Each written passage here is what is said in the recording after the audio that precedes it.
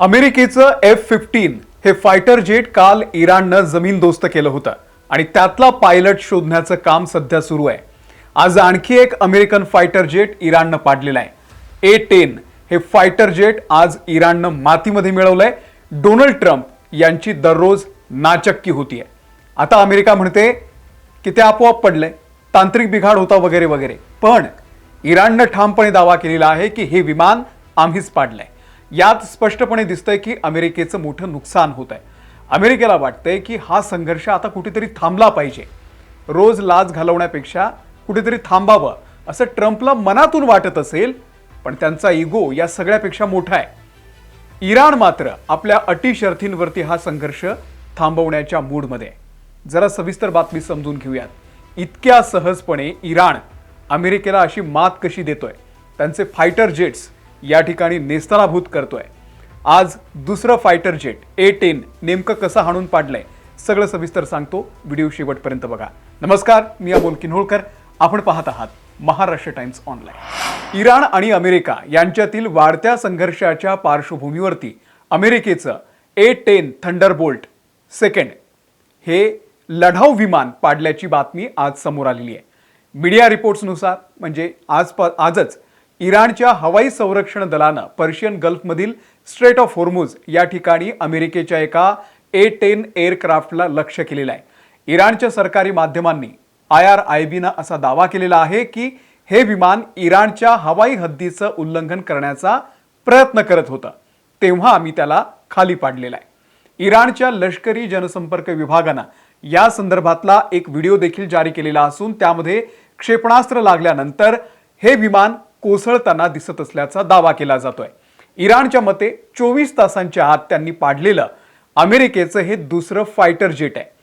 अमेरिकेच्या संरक्षण मंत्रालयानं म्हणजे पेंटागॉननं सुरुवातीला हे विमान क्रॅश झाल्याच्या वृत्ताला दुजोरा दिला, पण हे लढाऊ विमान तांत्रिक बिघाडामुळे पडलं की इराणच्या हल्ल्यामुळे यावरती अधिकृत तपास सुरू असल्याचं त्यांनी म्हटलेलं आहे.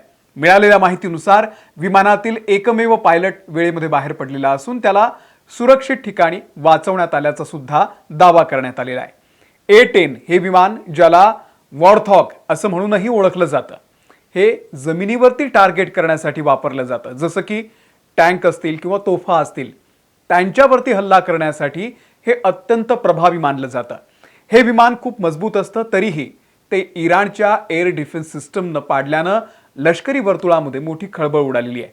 विशेष म्हणजे A-10 पाडण्याच्या पूर्वी काही तास आधीच इराणनं अमेरिकेचं F-15E स्ट्राईक ईगल हे विमानही पाडलेलं आहे. F-15E या विमानातील 2 क्रू मेंबर्सपैकी एकाला वाचवण्यात यश आलेलं असून दुसऱ्याचा शोध अद्यापही सुरू आहे.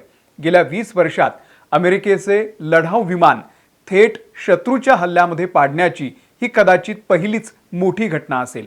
त्यामुळे अमेरिका आणि इराणमधील थेट युद्ध अधिक तीव्र होण्याची शक्यता आहे. आता या घटनेनंतर कच्च्या तेलाच्या किमतीमध्ये जागतिक स्तरावरती आज एकदम मोठी वाढ झालेली आहे. इराणनं व्हिडिओ पुराव्यासह हा सगळा दावा केलेला आहे की अमेरिकन सूत्रांनी देखील विमानाचं नुकसान झाल्याचं मान्य केलंय. आता हा संघर्ष केवळ ड्रोन पुरता मर्यादित न राहता थेट विमान आणि वैमानिकांच्या जीवावरती बेतू लागलेला आहे. कारण आपल्याला माहिती आहे, कालच अमेरिकेचं fighter jet F-15 strike eagle हे सुद्धा इराणनं पाडलेलं आहे. त्यातला वैमानिक फरार झाला.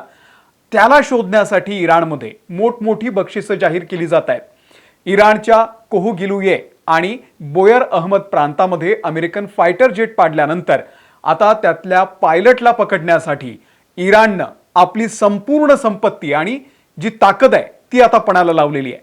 सरकारी घोषणांपासून ते क्रीडा जगतातल्या अनेक स्टारपर्यंत सर्वजण त्या एका अमेरिकन पायलटच्या शोधात आहेत. स्थानिक व्यापाऱ्यांनी पायलटला शोधून देणाऱ्या व्यक्तीला 10 अब्ज तोमान म्हणजेच सुमारे 60 लाख रुपयांहून अधिक इतकं अवाढव्य असं बक्षीस जाहीर केलेलं आहे. तिथल्या प्रांताचे जे गव्हर्नर आहे त्यांनी सार्वजनिकरित्या जाहीर केलंय की त्यांची पहिली प्राथमिकता त्या अमेरिकन क्रू मेंबरला जिवंत पकडणं आहे. जो कोणी त्या शत्रू सैनिकाला जिवंत पकडेल किंवा त्याला संपवेल त्याला विशेष राजकीय सन्मान आणि मौल्यवान बक्षीस दिलं जाईल. इराणचा प्रसिद्ध फुटबॉलपटू मोहम्मद अन्सारी यानं तर अशी घोषणा केलेली आहे की सगळेच जण आश्चर्यचकित झाले. त्यांना असं म्हटलंय की जो कोणी त्या आक्रमणकारी पायलटला पकडेल त्याला तो आपल्या आयुष्यातली आतापर्यंत मिळवलेली सगळी मेडल बक्षीस म्हणून देणार आहे. इराणला कोणत्याही परिस्थितीमध्ये तो एक अमेरिकन पायलट हवाय. आता या तणावाच्या दरम्यान अमेरिकेचं एक F-16CJ हे फायटिंग फाल्कन इराण इराक हद्दीमध्ये सध्या दिसून येत आहे. 7700 हा कोड वापरताना दिसतंय. हा एक जागतिक ट्रान्सपोर्टर कोड आहे, ज्याचा अर्थ विमानातले अत्यंत गंभीर आणीबाणी, इमर्जन्सी आणि क्रू मेंबरचा जीव धोक्यात आहे असा त्याचा अर्थ होतो. दुसरीकडे इस्रायली चॅनलनं असा दावा केलेला आहे की इराणमध्ये पडलेल्या F-15E या विमानातील 2 क्रू मेंबरपैकी एकाला वाचवलेला आहे आणि दुसऱ्याचा आम्ही शोध घेतोय. आता इराणच्या इस्लामिक रेव्होल्युशनरी गार्ड कॉर्प्स म्हणजे IRGCनं अमेरिकन F-15E स्ट्राईक ईगल मधील बेपत्ता वैमानिकाला शोधण्यासाठी एक मोठं सर्च ऑपरेशन राबवलेलं आहे. साधारणपणे अमेरिकन वैमानिक बेपत्ता झाल्यानंतर अमेरिका आपली स्वतःची एक रेस्क्यू टीम त्या ठिकाणी पाठवत असते. मात्र ही टीम पोहोचण्याच्या पूर्वीच या वैमानिकाला ताब्यात घेण्यासाठी IRGCनं पावलं उचललेली आहेत. ज्या भागामध्ये विमान कोसळलं, काय गिलुएह हा प्रांत आहे तो, त्या भागातील हवाई क्षेत्र इराणनं सध्या पूर्णपणे बंद केलेलं आहे, जेणेकरून अमेरिकन हेलिकॉप्टर्स तिथे उतरू शकणार नाहीत. IRGCनं त्यांचं प्रगत, शाहिद आणि मोहजेर या श्रेणीतील ड्रोन्स त्या ठिकाणी तैनात केलेले आहेत. हे ड्रोन थर्मल इमेजिंग कॅमेऱ्यांनी सज्ज असून जंगलामध्ये किंवा डोंगराळ भागामध्ये लपलेल्या वैमानिकांच्या शरीराची उष्णता, हीट सिग्नेचर सुद्धा शोधू शकतात. IRGCनं आपले विशेष कमांडो युनिट सबमरीन त्या ठिकाणी या मोहिमेमध्ये उतरवलेले आहेत. हे युनिट कठीण भूप्रदेशामध्ये शोध घेण्यामध्ये निपुण आहेत. त्यासोबतच विमान ज्या त्रिज्येमध्ये पडलेलं आहे तिथल्या 50 ते 100 किलोमीटरच्या परिघातील सर्व रस्ते ब्लॉक केलेले आहेत. प्रत्येक वाहनाची कसून तपासणी केली जाते. इराणनं आपल्या निमलष्करी गट बासिजच्या हजारो कमांडर्सना या ठिकाणी या मोहिमेमध्ये सहभागी करून घेतलेला आहे. ते प्रत्येक घरामध्ये आणि शेतांमध्ये सुद्धा जाऊन झाडाझडती घेत आहेत. ज्या भागामध्ये वैमानिक लपलेला असण्याची शक्यता आहे तिथे लाऊडस्पीकरवरून वैमानिकाला शरण येण्याचं आवाहन सुद्धा केलं जात आहे, किंवा त्याला जर कोणी मदत करत असेल तर त्याला कठोरात कठोर शिक्षा देण्याची धमकी सुद्धा हे सगळे करतायत. अमेरिकन वैमानिकाकडे इमर्जन्सी बीकन किंवा सॅटेलाइट फोन असतो. IRGCनं त्या भागातील सर्व रेडिओ फ्रिक्वेन्सी जॅम केलेल्या आहेत, जेणेकरून वैमानिक आपल्या जो तळ आहे त्याच्याशी कुठलाही संपर्क साधू शकणार नाही. जर वैमानिकांना आपले कोणतेही कम्युनिकेशन उपकरण सुरू केलं तर त्याचं अचूक लोकेशन मिळवण्यासाठी इराण सिग्नल इंटेलिजन्सचा वापर करत आहे. जर हा अमेरिकन सैनिक इराणच्या हाती लागला तर त्याचे नेमके काय केले जाईल, निगोसिएशन्स केले जातील का, हा सगळा नंतरचा भाग आहे.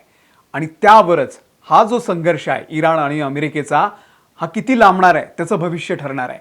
पण ही खूप मोठी बातमी आहे की 2 फायटर जेट्स अमेरिकेचे आणि 1 हेलिकॉप्टर पाडून इराणनं आपली ताकद ट्रम्प यांना दाखवून दिलेली आहे.